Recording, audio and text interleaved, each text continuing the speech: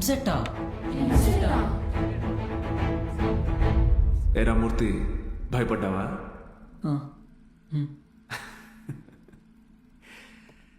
ఎన్నాళ్ళని భయపడతారు, ఎన్నాళ్ళని ఇలాగే ఉంటారు.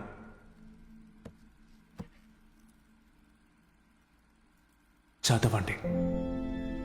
మీ గురించి అప్పుడే అందరూ గొప్పగా మాట్లాడతారు. మీకు చదువెందుకని హేళన చేసిన వాళ్ళు, మీ పరిస్థితిని చూసి అవమానించిన వాళ్ళు, ఆడపిల్లలు పెళ్లికి మాత్రమే పుట్టారు అనుకున్న వాళ్ళందరూ మీ గురించి గొప్పగా మాట్లాడుకోవాలి. మిమ్మల్ని చూడాలంటే తల ఎత్తి చూడాలి. దానికోసం తపస్సు చేయాలంటే చేద్దాం. ఈ తపస్సులో నాతో పాటు ఎవరెవరున్నారో చేతులెత్తండి.